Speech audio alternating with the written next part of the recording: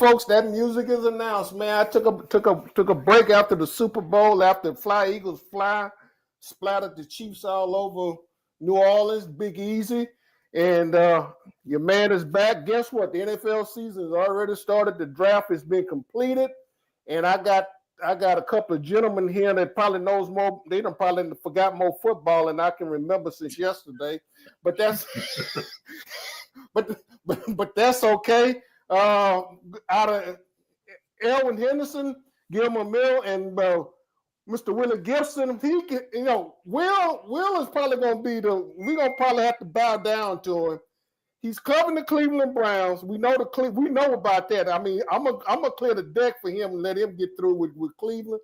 Plus, he's an alumnus of that school up there. I think, you see, what's his name? D something. I think it's D Ohio State. Oh, he got his mug up. Now, I figured he would do that. Well, you did a little help. I just want to make sure I got you. Oh, D Ohio State University. Yeah. And they had a plethora of players picked today. So we'll go through all of that. But anyway, hey, it's good to get back. NFL seasons. Let me do a quick rundown, guys. I'm gonna do a rundown on the Texans pick right off the bat. Then we'll jump into it. Texas obviously traded out of the first pick. They had the 25th pick in the first round, and they made a trade with the New York Giants, and the Giants jumped up and grabbed the quarterback. I thought it wasn't that young man that everybody been screaming and crying about. They found Jackson Dart. They thought he was a better fit for them. I don't know why, and be quite candid with you, that's not my problem, because they weren't paying me. If they'd been paying me, I might have come up with a different deal. But anyway, that's not the case. But anyway, Texas traded out, and what Texas wound up getting, they moved to the second round, and for some reason, man, the Texans have set up home in Iowa, in the state of Iowa. They got Jaden Higgins, 6'4", 214, their first pick, wide receiver. And then they come back in the second 16th pick in the second, Ariante Irsay, big offensive tackle, Minnesota. Both of these are need positions. You know, Nick said we just go draft football players. It just so happens these football players are positions that they need. Jalen Noel, Iowa State, again, wide receiver, and it could be a nice kick return and everything, because you know the Texans sort of got depleted on the receiving route. Then they go out to a SC. Woody Marks, 4th round, running back. D'Amico said he likes the kids' hands coming out the backfield and everything. And then again, now, folks, I didn't do this. Just the Texans. There's another, Jalen Reed, Penn State safety. Mr. Gibson might know a little bit something about him, because he has a high opinion of the coach at Penn State anyway. Boy, I said that with tongue in cheek. but anyway, and then the Texans turn around and got Graham Mertz, quarterback, Penn State. I'm pretty sure he'll be on unless something dramatically happens down here. He'll be holding the clipboard in practice. He'll be on the practice squad for the most of the year. He's still I think he's still rehabilitating. Then Conte Hamilton. Now, here's another good football player. This kid used to be a quarterback, tight end, and all this other stuff. He's a defensive tackle out of Rutgers. I think Mr. Gibson might know a little bit something about him too. Not the Big Ten, just a little bit. Okay. And last but not least, from the state of Iowa again, they got a big tight end, Luke Lackney from Iowa. Luke Lachey. Seriously, I know a lot about Luke Lachey. Yes. Oh, well, all right. Well, since you know, I mean, you got the majority of the play. Go ahead and give us a quick thumbnail on him. I've seen him play a couple of times, but he's the last. What you call it? You know him pretty well, Mr. Gibson. What's the deal on him? What's the book on it? Yeah, Luke Lachey. First of all, I'm always one to give credit where it's due. He's a phenomenal student athlete, 4-time academic All Big Ten player. His dad actually is 3-time All-American offensive lineman Jim Lachey, who's the he's the game day analyst for Ohio State football. So Jim Lachey, did he play with Kansas City? This is not the same one. He played for the Redskins. He played for the Redskins. Okay. He was the Redskins when he played. So I'm not being politically incorrect. He did play for the Washington Redskins. He played for the San Diego Chargers as well. Okay, Lachey. Okay, all right. Yeah, no, I mean that's what the name of the team was when you watched the Redskins back then. I mean, and this is not being political, just telling the truth. We speak on facts. I'm not worried about somebody getting their feelings hurt. This is the name of the team. That's the way it was. That's what George Preston Marshall wanted them named. So what the hell? That's what their name. That's what their name was right then. Right, Elwood? Absolutely. So I mean, that's the Texans pick, and as Nick mentioned, he said we just draft football players and like I said, we don't go for needs. We actually looking for football players to go for and be quite candid with you guys. I thought the second round, yesterday's pick, they had 5 players. And they started off with 7 picks. They wound up with 9, and they drafted 9 players. And so I can't really until they get on the field. You know what? Everything's speculation. Everything is speculation. This is the way they drafted them. This is the way they graded them. So that's it. I mean, I got a couple of sound bites from Nick and D'Amico. We'll play a little bit, but Mr. Gibson. Elwin, hold on. I know the Cowboys got Cowboys. I'm gonna get a floor to Mr. Gibson because darn, I mean they got half of the state of Ohio got drafted along with everything else with that national championship. So and then on top of all that, God bless the Cleveland Browns. They stopped the bleeding. Go for it, Mr. Gibson. Go for it. I'll give you the floor. Yeah. You want to start Buckeye?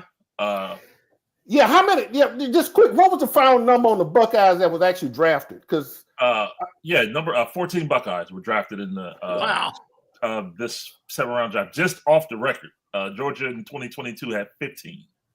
So Ohio State had 14. They had 4 in the first round, 4 defensive linemen in the top 150. So shout out to Larry Johnson, defensive line coach. Started Emeka Ibuka, went 19 to Tampa Bay. Then you had Donovan Jackson, and I'll just say offensive lineman because he's an All-American left guard. And when Josh Simmons went out in the Oregon game in October with a torn patella, they kicked Donovan Jackson outside the left tackle. And so he played left tackle the remainder of the season. So he went 24 to the Minnesota Vikings. From there, Tyreek Williams, I believe, went 28 to the Detroit Lions defensive tackle. And I mentioned Josh Simmons earlier. He went 32. And you and I talked about Josh Simmons briefly on Thursday night. Josh Simmons went 32 to Kansas City. Yeah, excuse me, guys. Go ahead.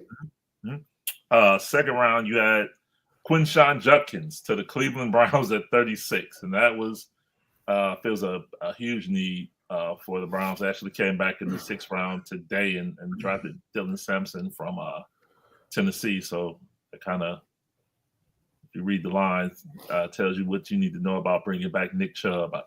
Let me stick with the Buckeyes because that's the Browns. I'll go there later. But and then 38, Trevion Henderson to the New England Patriots in the 2nd round, and then 44, Tui Malowau to the Indianapolis Colts. So that's 7 in the first 2 days, and then today they finished up Will Howard, 6th round to Pittsburgh. 4th round, Lathan Ransom went to Carolina, safety. Cody Simon, linebacker, went to Arizona. And then Arizona also took Denzel Burke in the 6th round, cornerback, which is good for him. He's an Arizona guy, kid, came to Ohio State from Arizona, so he goes home. Ty Hamilton went to the Rams in the 5th round. So Ohio State was pretty well represented.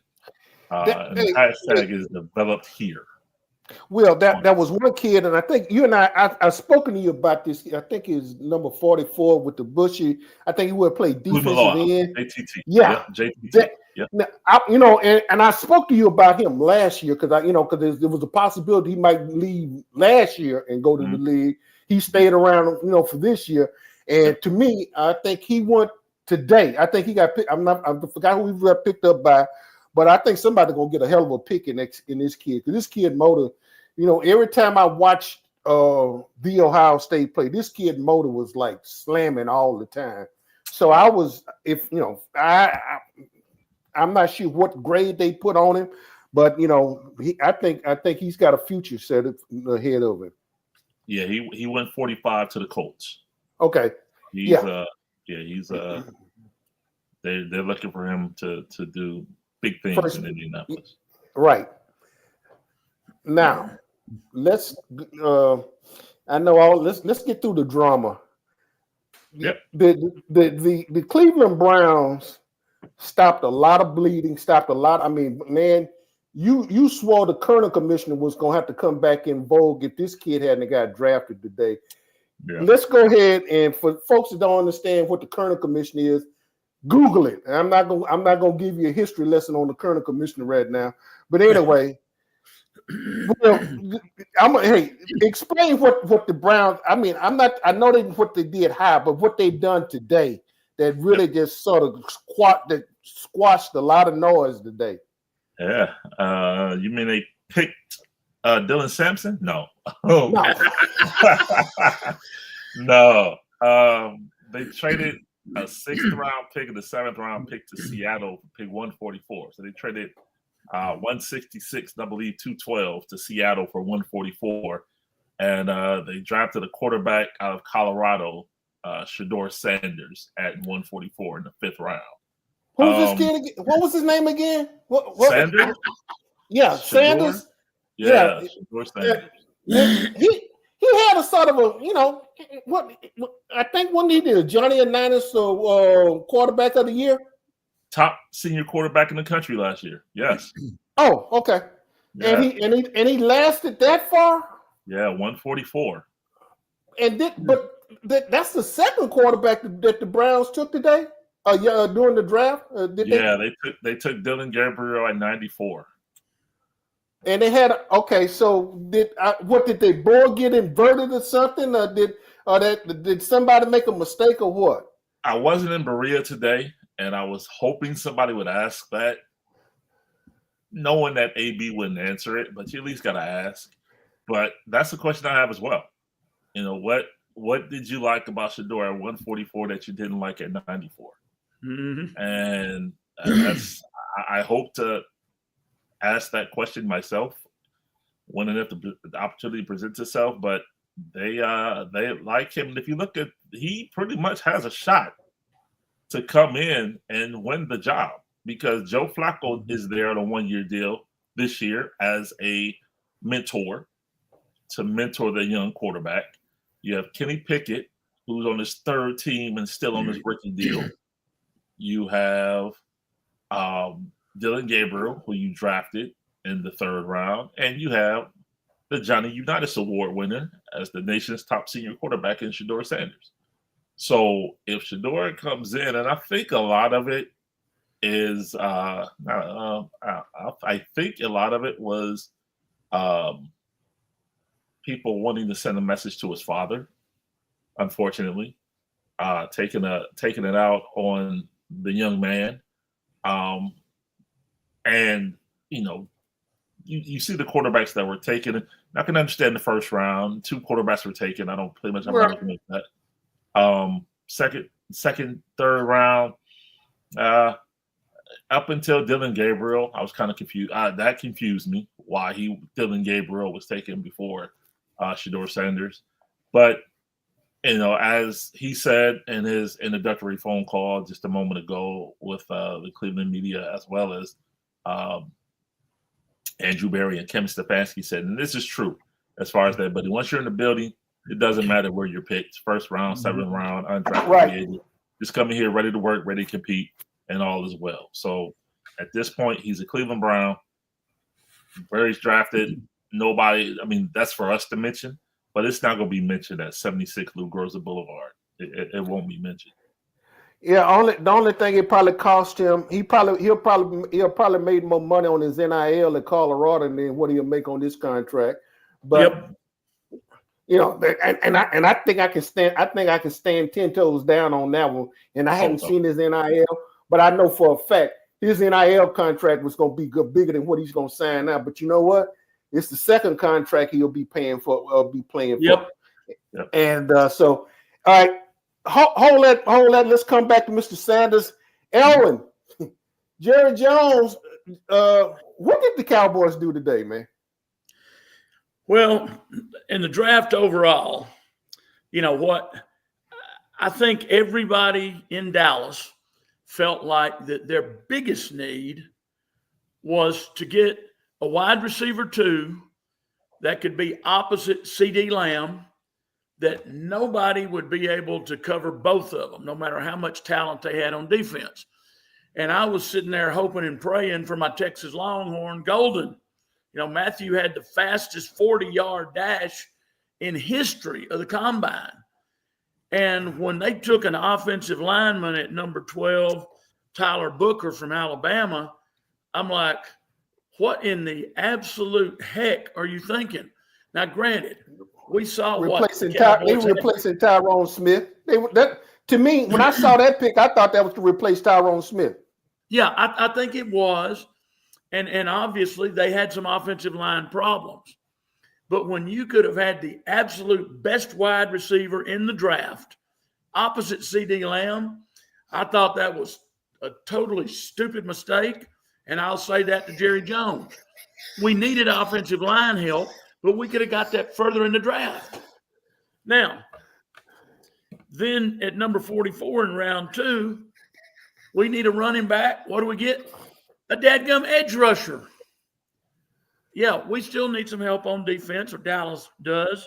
But, you know, you sit there and you take an offensive guard and you take an edge rusher when you need a wide receiver 2 and you need a running back. So then we go to pick number 76 in round 3. What do we get? East Carolina, Shavon Revel Jr., a cornerback. So defense, and we got a bunch of holes on offense up there.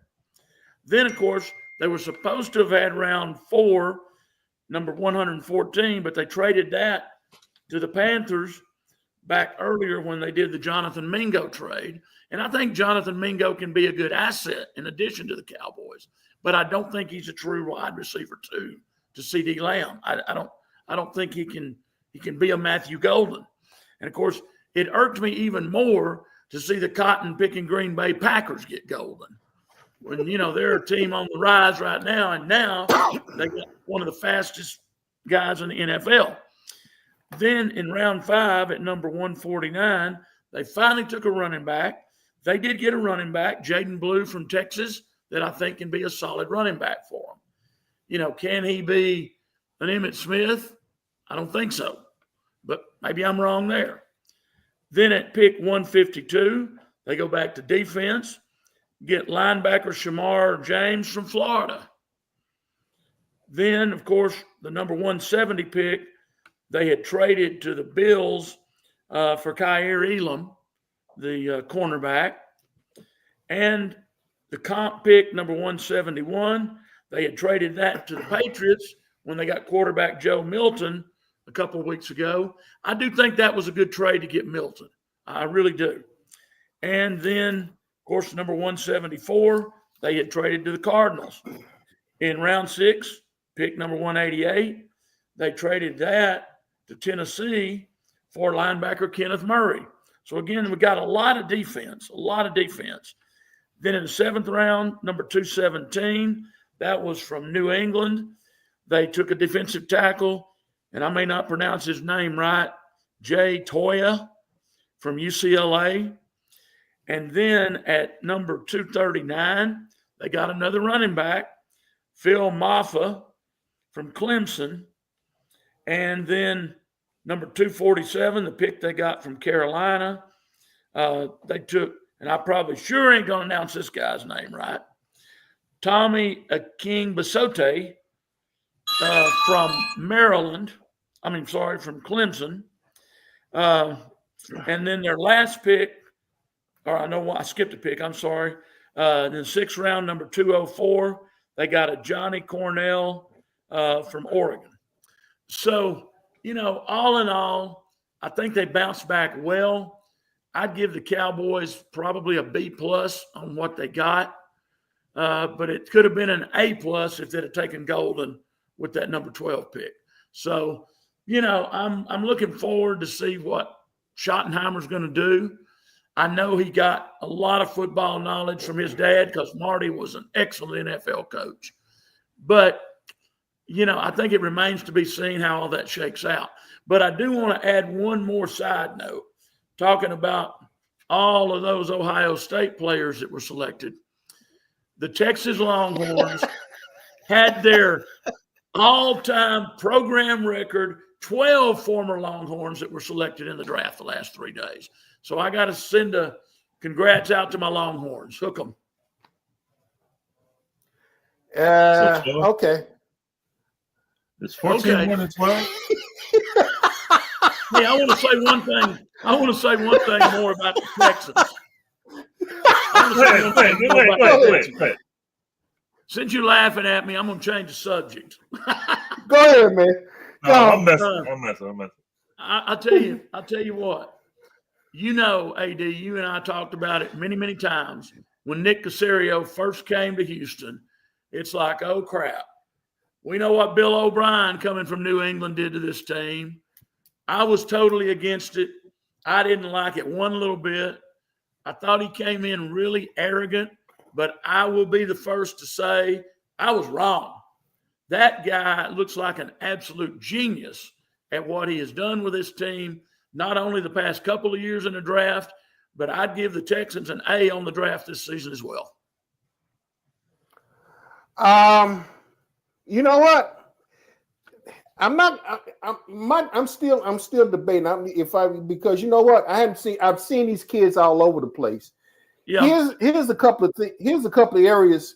One thing about it, and it's like Nick and D'Amico said today, they're gonna have to get some name tags because they got about 4 or 5. We got what 1, 2. They got 1, 2. They got 3 Jalen's. They got a Jaden. They got a bunch of J's here. They done went to the state. They done went to the state of Iowa. They done went up there. They done bases in between the mid part of the country and the upper East Coast, and then they came down south and grabbed Graham Mertz. But for the most part, they grabbed back SC players. Caden Bullock came from SC, and so Jalen Smith. When he talked to the press today, he went through the whole secondary for the Texans already. He probably had a better scouting report on the Texans than the DB coach Dino did. But it was just interesting talking to these kids, man. And am I gonna give them an A? I'm still got to go back and think about this. But I think for the most part, because like I say, they started off with 7 picks. He turned it into 9. They had 9 selections, rather. 7 selections. They turned it into 9 picks. And like you said, we were drafting football players, but it just so happens the football players that they drafted happen to fit needs. So okay, and Nick is pretty, he's pretty stern about this. Nick say, I don't know what that means, the draft for needs. He said, we drafting football players, and I'll let you play. I'll let you. In fact, because that's a little clip I wanted. I had a little fun with Nick and D'Amico back there, and I'm gonna play that in a little bit.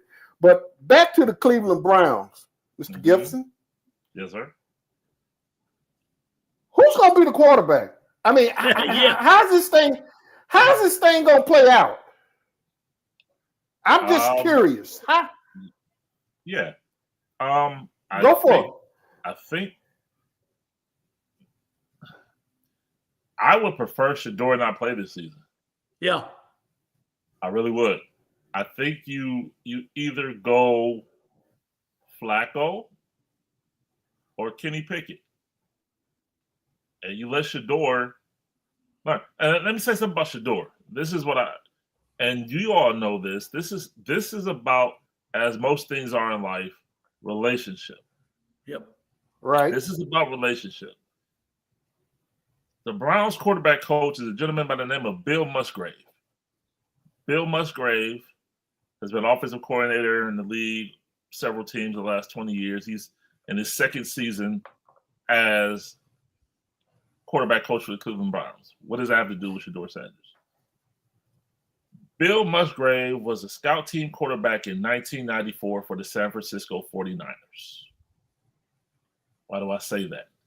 San Francisco 49ers signed a free agent defensive back by the name of Deion Sanders. Mm-hmm. Deion Sanders and Bill Musgrave are super tight. So the relationship that Deion has with Bill Musgrave, I believe, went a long way. And throughout this process, pre-draft process, the comfort level that he had, because remember, there was talk, well, Deion wouldn't allow his son to play with certain organizations, then we're going to dictate where we go. Bill Musgrave being in Cleveland, I believe, played a huge role. And don't get me wrong, this is not another. Shador still has to put in the work. Sure. But Bill Musgrave being here and Deion's comfort level with Bill Musgrave, I believe, went a long way. And the Browns' comfort level with Shador kind of meshed that together. Okay, I want to throw something in now. Yep. I know y'all saw it just like I did.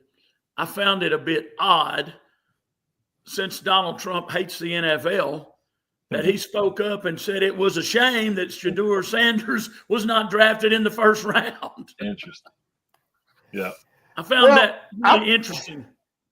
Well, here's the question. Not that that's interesting, because he just happened to have a Secretary of Defense that knows how to put all of the attack strategies out on online. Come to find out, they said that this phone number is found out on the deep web somewhere. So that's my political shot for the moment. I'm sticking to it because I got a son that's in the military, and you know what? If his ineptness would create some havoc, with not only my son but some other folks out there because of his stupidity. That's the political side. I'm going to say it right now. You know what? I don't want to hear nothing. I don't want to hear nothing else, because I don't want to hear I'm sorry. I don't want to hear anything else, because obviously somebody intelligent, smart, and knowing how to do a job, particularly that job for what we have, for as large as that program is, and you ran 2 nonprofits in the ground, and that was a promotion for you to run the Defense Department. Really? Okay, I'm done with the political side of it. Yeah, Elvin, I found that a little bit strange too. But I'm trying to figure out. I wonder who pulled his coat. Yeah. Who pulled his coat? Yeah, I'm trying to figure out who pulled his coat. For him to know that, because I seriously doubt that he was tracking the draft. Yeah. I don't think he was either. But hey, I got to mention one other thing about the Cowboys, guys. You mentioned all the Jalen's in Houston, AD now. Yeah. This was the 3rd year in a row that the Cowboys drafted an offensive lineman by the name of Tyler Guyton, Tyler Smith, and this year Tyler Booker. So Cowboys have got a similar situation there name-wise to what the Texans have got going with the Jalen's. And let me go back to the phone numbers if I could. Yeah. I don't know if you guys heard, like yesterday, Shador got a phone call allegedly from Mickey Loomis of the New Orleans Saints, stating that we were coming to get you. And Shador said, "Yeah, I've been waiting a while. I've been waiting for you to come do it." And he said, "Yeah, well, you got to wait a little longer." Click. And the understanding, it was kind of strange because they have that phone number. Only teams in the NFL have that phone number because they got that phone number strictly for the draft. Yeah. So teams can contact him to discuss things during the draft. So it's kind of weird to them how someone got that number. Well, reportedly, reports are and this is, I'm being strong in my journalistic endeavors when I say reportedly, there were two young men. There's a video, as kids now do. Everything's a TikTok or a reel on Instagram. They recorded themselves making the call. And they're two students from the University of Mississippi. Oh, my gosh. Two students from the University of Mississippi. And that phone number only was given to NFL personnel. Well, reports are that the daughter of New York Giants general manager Joe Shane, I won't say her name here, but she's a student at the University of Mississippi as well. And that's where the phone number was provided to the young man who made the erroneous phone call to Shador yesterday. Wow. Reported, allegedly. That's wild. That's kind of ironic because I heard, and this is a clip I got, and if I get to it, Joe Shane gave the Texans a high, paid the Texans and Nick Caserio a high compliment today. I heard him earlier, I think it was on the NFL Network, because that's who the Texans, they were able to make that, the 25th pick, allowed them to go up there and get the quarterback that they wanted, Mm-hmm. So and so I find, and I'm going like, but hey, that's what you're reporting. This is what I saw earlier. And like I said, he gave the Texans a high compliment today because the Nick and the Texans allowed them to move up to their spot in the first mm-hmm. round, and then for them to pull get their player, and so. And I brought that up in the presser today. I'll probably play that at the end before we get out of here. But has this whole Shador thing? Personally, I'm trying to figure out if somebody was trying to send a message to Dion. Is that the way you want to send a message? Because no.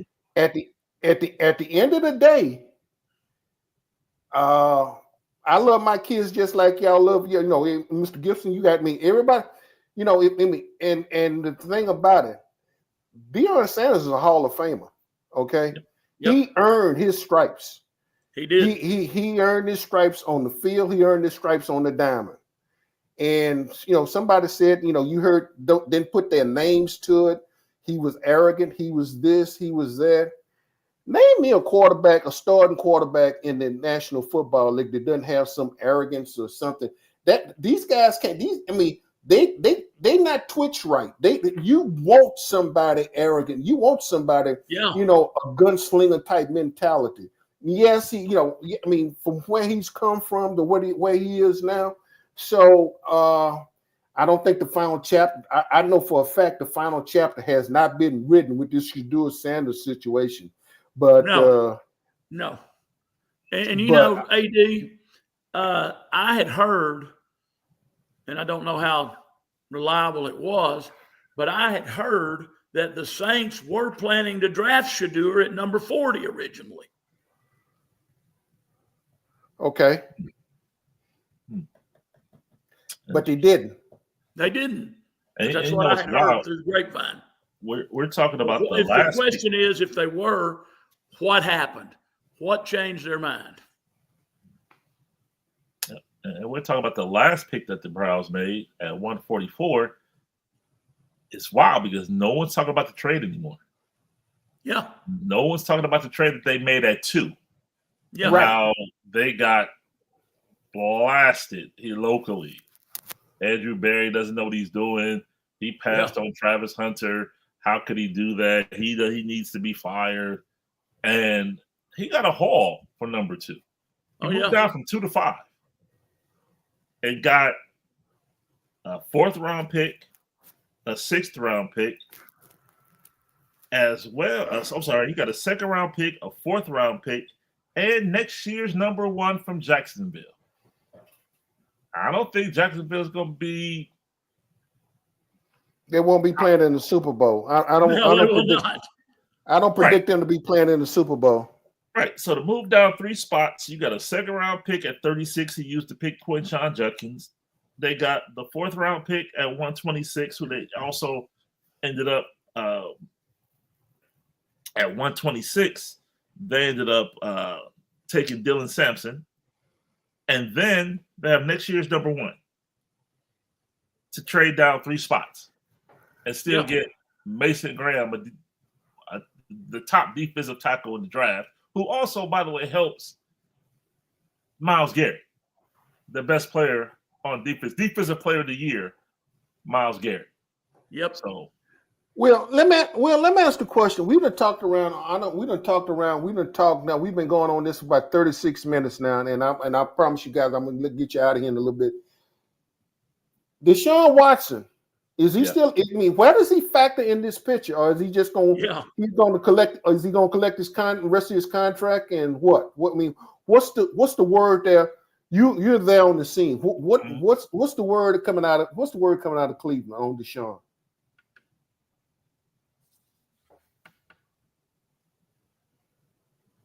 Will? No, that's the word.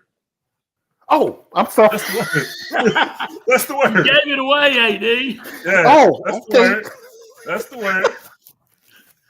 No. Touche.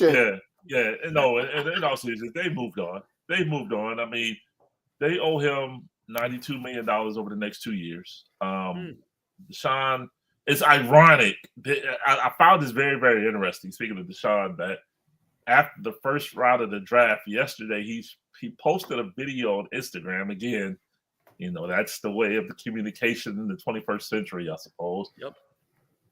He posted a video of Instagram of him being driven to Cross Country Mortgage Fieldhouse, which is the Browns facility in Berea, Ohio, and working out at the facility. And I found it not ironic that he posted that after the first round of the draft. Yeah. Just to let everybody know, like, hey, I'm still here. But yeah, he won't play again. I don't think so. And D and Jimmy Haslam, for all intent and purposes, said that. Jimmy Haslam spoke at the owners' meetings in Palm Beach last month that he would take a swing and a miss, and we've learned from that. And we're not going to force the quarterback issue. So in hindsight, everybody thought when Cleveland traded down from 2 to 5 and got the number 1 next year from Jacksonville, everyone thought they were loading up for next year's draft class of quarterback. When you have, and I don't know why people are saying this, go back to NIL, people think Arch Manning is coming out. Me personally, I don't believe he sat 2 years to play 1.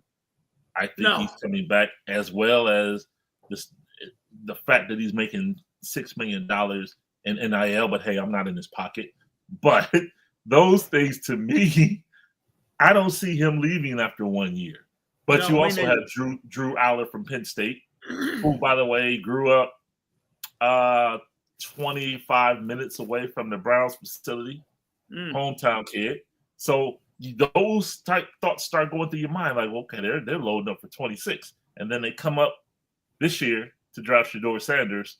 So that's out the window. But it remains to be seen. But the thing about Deshaun, they've admitted that they missed that, and they still owe him the money. So he'll probably start off the year on the PUP list, physically unable to perform list, and I don't see him playing this year. And then next year it's a decision for AB and his staff. We owe him $46 million.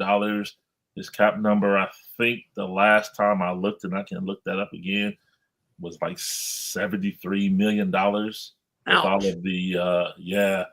all of the restructuring that they've done. They've restructured that deal. I think the two of the last 3 years they've restructured that deal. So I think they've kicked the can down the road as far as they can now. But that's a long-winded answer to say what's the word on Deshaun.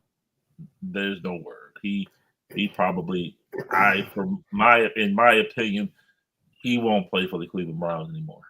I really wonder if he'll ever play anywhere anymore. And, I still can't help, Will and AD, but thinking back, 2 times the Cleveland Browns bailed the Houston Texans out of a bad quarterback situation. Yep. Why, in my mind, I'm still sitting here going, why did they do it a second time after they bombed the first time? And it really helped, as we know, AD, it really helped the Texans a ton both times. Oh yeah, without a doubt. But you know what? I tell you what. Now, if we guys, we done covered this league. When you put our collective years around, if there ever was I guarantee you, I can't prove it, but I guarantee you that contract that Deshaun Watson got, all guaranteed money. Yep. It ain't no. Let me put it like this: it's gonna be a cold day in hell for anybody gets a fully guaranteed contract in the NFL. This is not the NBA. This is not Major League Baseball. Nope. And I know that's probably with some doors closed. I probably some phone calls made, and I bet you couldn't find traces of a conversation that the Haslam's been had with other owners in the NFL. In fact, that conversation is probably encrypted about 10,000 times over. Probably it's probably encrypted more than what Pete Hexstaff's phones messages are. But anyway, I said I wasn't gonna go back there, but I lied. That's okay. I'm going to throw something else out, AD. What's up? You mentioned our collective years of covering the NFL. I'm curious how many total years the three of us have. This will be my 44th year. What about you, Will and AD? Ooh. NFL.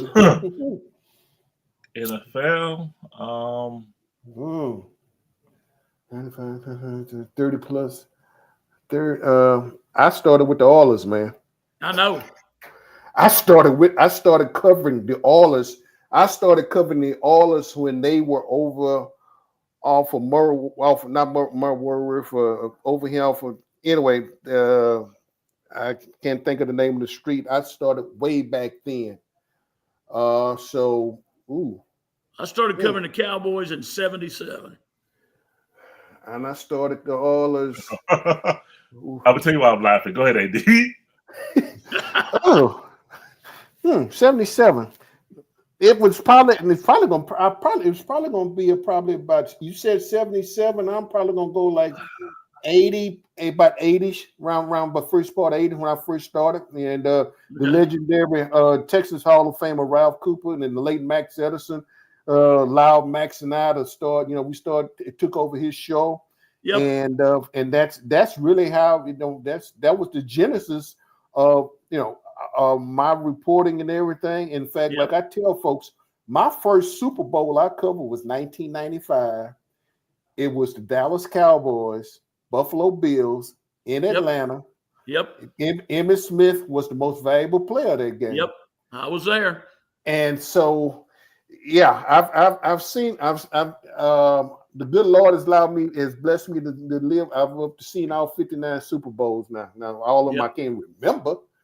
But Will, you can quit laughing now because you can go ahead and add to that total. Because I guess we all still want to add up to the age. We all want to add up to the age of Methuselah, though. Yeah. Well, I got lucky, AD. My first year covering 1977, Tony Dorsett's rookie year, was when the Cowboys went to the Super Bowl in the Superdome and beat former quarterback Craig Morton and the Denver Broncos 27-10. My very first year covering the NFL, I got to cover a Super Bowl. Now, I did go 5 years from 96 to 02, where I didn't cover anything because Jerry Jones had taken our Auxiliary B press box and turned it into more circle suites that he could make money off of, and he didn't have enough room for us up in the bird's nest in the top of the stadium. So I was out for 6 years until the Cowboys came down for the Texans' first real game, that Sunday night opener. And Rich Dalrymple, the Cowboys PR director at the time, saw me when he walked in, and I made a beeline to say hello, and he looks at me and he goes, "Elwin, did you go through us to get this press pass?" And I feel sorry about it now because I really like Rich. But I looked at him and I said, "No, I wasn't important enough to cover the Cowboys anymore." So I went through the Texans. And I said, "The Texans punter is from Ore City, Texas, 15 miles from me, Stanley."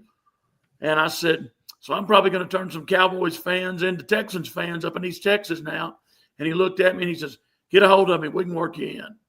I didn't go to a single game that year, but little by little, I worked my way back in. But it's been a fun run. I know, just like I know it has for you two guys. Well, what was your total? What was your total now? I think this is NFL, probably year 31. I started in 94. I was at Ohio State, and some friends, classmates, were drafted, and so I began with them. Okay. And so it's been 31 years. The last So that's 74 and 80 years. Year 9. You're gonna be about 40. So what? We're about 114 years between the three of us. Let me tell you why I laughed. I laughed, chuckled. I thought it was to myself, but you said you started covering the Cowboys in 77. Yep. I was born in 75. I figured that's why you were laughing. Yeah. I'm over the hill. I'm fixing to be 70 years old in November. I can't tell. Well, I'm gonna I gotta pick something. I said Deshaun Watson's cap number was like 73.7. I lied. Yeah. In 26 is $80.7 million. Ooh. Yeah. That hurts just to think about it. Yeah. Oh, but that's the last year of the deal. But check this. The last year of the deal, it's 87, but in 27, he counts $27 million for the cap. In 28, he counts $18.1 million on the cap. And in 29, he still counts about $8 million on the cap. Oh, Lord. Woo. I guess the question become, will Deshaun ever play football again in the NFL? I don't think he will because of the injury situation now. Yeah. Could be wrong, but. All right, guys. Hey, I've enjoyed it. We had to sit down and do it again. Wrap up, Elwin. I'll start with you. You wrap up and everything. What's draft wise? Like I say, a lot of young men's dreams came to fruition today. They got a chance to go to the National Football League, and I'm happy for them. There's going to be a lot of other guys, because I happened to ask Nick as he was walking out the presser today how soon we'll know about their free agencies and everything. Yeah. So we'll probably get a notice on that probably Tuesday. But the fact that a lot of young kids and young men were able to take care of their families if they do their money right, and if they taking everything in consideration. A lot of folks, and I know, these are a lot of kids that have some very interesting stories, homelessness, you name it, and they've persevered, and they've able to, they've been blessed to be able to be part of this deal. But you realize, I realize this, and just say this, guys, the NFL is very unforgiving. Oh yeah. And that NFL, it says National Football League, but not for long. Yep, absolutely. Get your money, get some people that you trust, take care of your money, take care of your body, take care of your situations, because you got as to say, you got to make it while the sun's shining. And so hopefully all of them, we know all of these kids that got drafted today, all of them not gonna make it. That's just the reality. That's the reality of it, guys.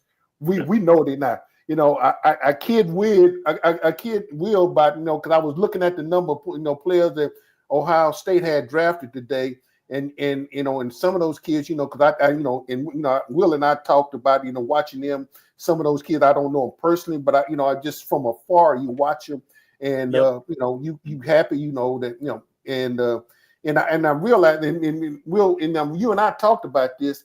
When they changed the format, the Ohio State, when they changed the format before, when they had the National Championship Series, the Ohio State won it then. This was a change this year, and this was the first iteration on this with the 12 team. The Buckeyes were the national champion. You brought that to my attention then, so it's ironic. So I guess we'll be stuck at 12 teams for a while. I can't see them increasing it anymore. I hope they don't increase it anymore. No, let's change it again. Go ahead and change it. I'm hearing that they may, in 2 or 3 years, consider going to 16 teams. Yeah, as am I. I've heard the same. You've heard that too? Yep. Okay. And we'll win it then too. Why not? Huh? And we'll win it then too. Why not? Yeah. Yeah, okay. You know what? I'll let them worry about that then. I mean, come on.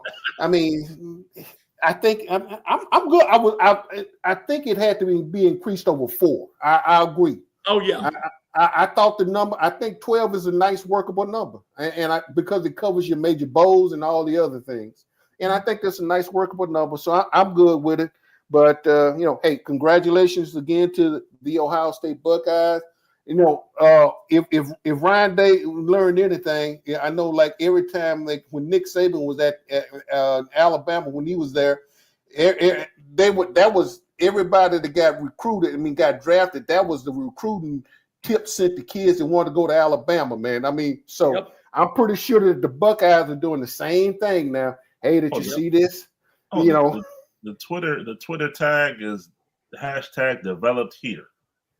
So you see that they'll put a post to every player that got drafted. The hashtag is developed here. Okay. So on Sundays, they'll have a thing, Buckeyes on Sunday. Every player, every Garrett Wilson touchdown, every Denzel Ward interception is posted on the Ohio State football Twitter feed. # developed here. So absolutely.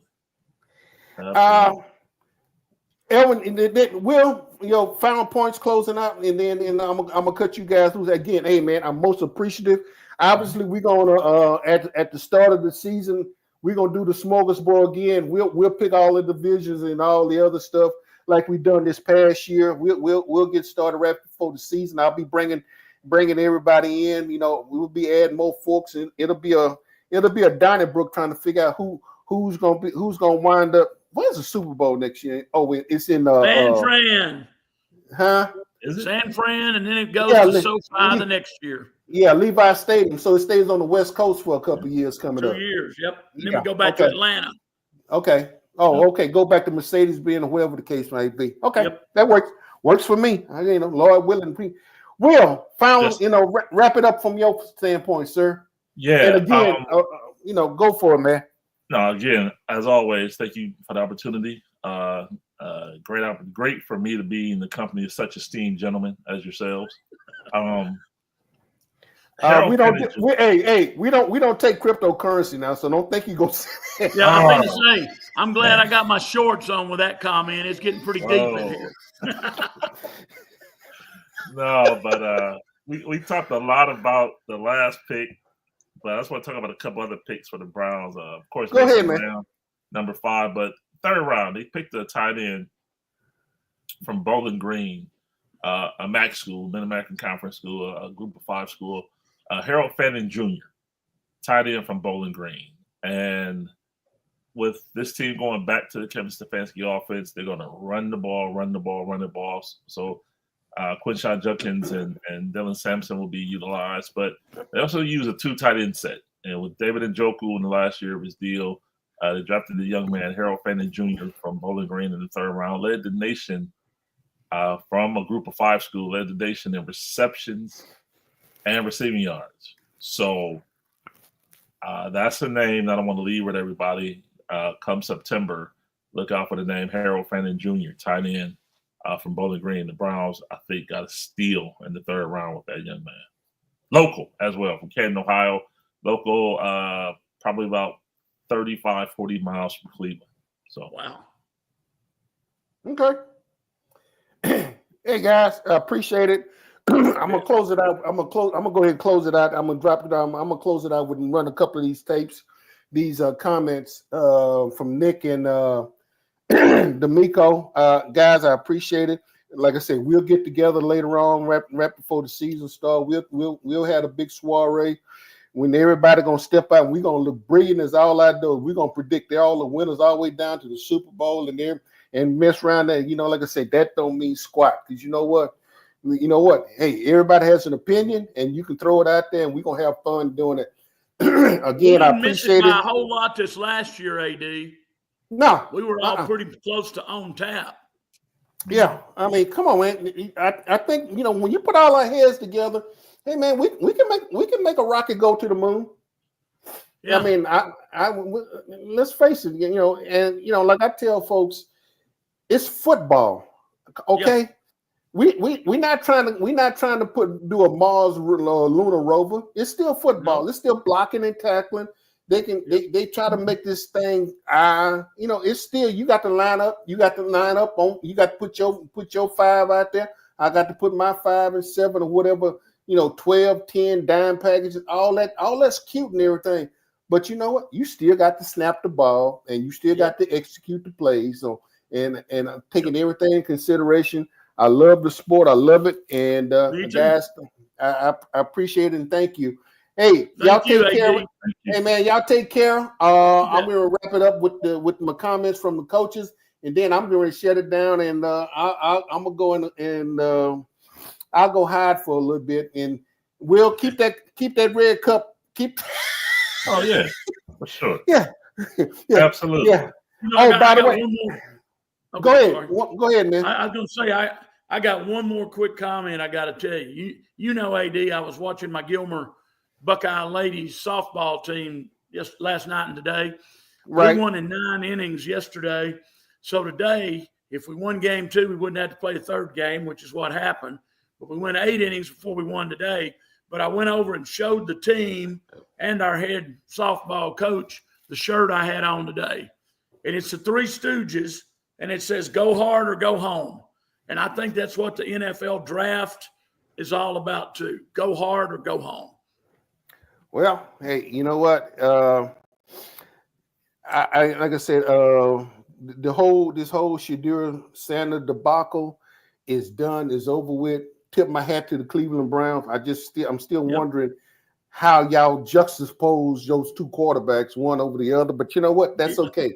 At the end of the day, they both in camp, and we'll see. We're gonna see what's gonna happen.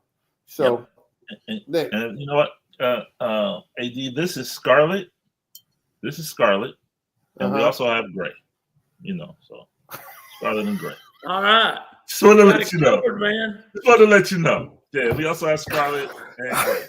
Yes. Sir. Okay. Well, I got orange and black all over my place for my Gilmer Buckeyes, so I understand. Will. Yes, sir. We are. Oh, by the way, folks. See. Yeah, Texas. I mean, Rockets play tonight. Don't forget. Let's rage. I mean, Rockets wrap up show. I think start 10:15 tonight, if I'm not mistaken. Chris Gardner and the rest of the crew will be on. Well, I don't know. You I'm not even sure if you be on. But I'm not. Y'all. Decked out and dapper there. I mean, I'm not keeping you from a hot. Taking the wife out and nothing tonight, am I? No, you're not. You're not. Okay. All right. But anyway, gentlemen. Hey. As always, God bless. Appreciate you as always, man. Hey, man, y'all take care. And I'm going to go ahead and play these couple of deals, and we're going to go on from there. All right? Y'all take care, man. Deal. Good to see you again, Will. You as well. Thank you. All right, folks, as drop these guys off.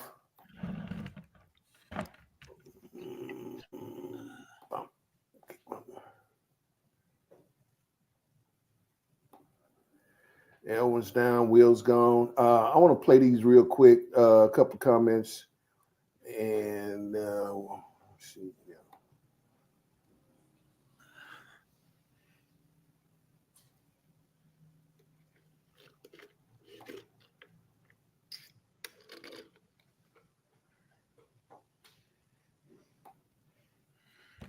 Oh shit! Oh.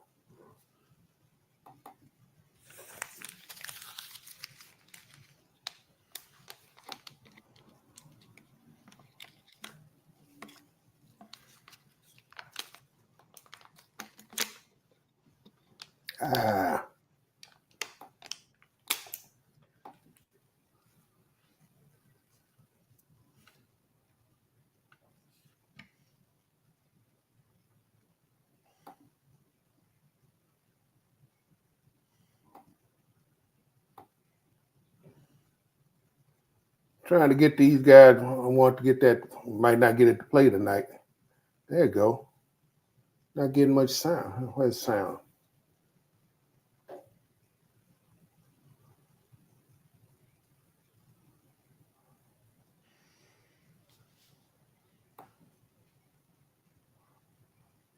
I don't think I'm getting a sound out of these guys. Might have to remove them. Okay.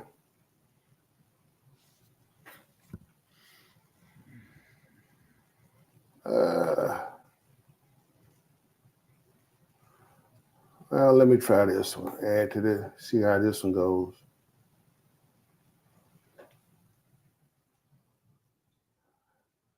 Talk about having relationships, because with all the trading going in and out, they were able to execute a deal with you all, and he gave you a high compliment. I mean, obviously, yeah, this is a competitive league. Y'all not gonna jump out and go be saying kumbaya with each other. But the fact that you have established relationships that folks can come in, make a deal, but yet you kept the integrity of your draft board like you wanted it. Yeah, we try to be honest and open in our communication. We're not trying to pull any punches. We have a lot of respect and appreciation for our opponents and other people in this league that are in our spot. So try to handle our business professionally. I think they know how we operate. We're always willing to listen. We're always willing to have conversations, and we're not pulling any punches. Because the minute you do that, you start to sacrifice, what your intentions are. We're pretty straightforward. I mean, I'd say that's where D'Amico and I are pretty similar. We're kind of, cut to the chase. What's the bottom line? And we're not pulling any punches, and we do it in a respectful way. I think we both believe that's the best way to operate, and the fact that other people feel that way is, certainly we appreciate that, and it's our job. There's reciprocity involved in this league, because you never know when the next situation, the next opportunity is going to come up. And if you're consistent with your dealings, then they know what to expect when we pick up the phone or, when the next opportunity presents itself. And that comment, let me see if I can get this last. Let me see. About football players. You got a defensive tackle y'all drafted who's been a quarterback. You got a player that's on the offensive line that's been a quarterback, tight end. Is this the definition of what you guys go, hey, can he play football? That means can D'Amico go line up and play quarterback when he was young or whatever the case might be? Is this what we're talking about as well? No shot. I just want to make somebody take a shot at going after you. No, it just goes to the versatility that we really like in football players. I think when you find good football players, you find that somewhere in their background they've been very versatile, whether that's playing other sports, not only other positions, but you just find the athletes can do multiple things, right? And there's a lot of examples of guys in our league that play multiple sports, multiple positions, and having that versatility and flexibility just allows you to do a lot more things with many more things with the roster, in my mind. Yep, that was it, guys.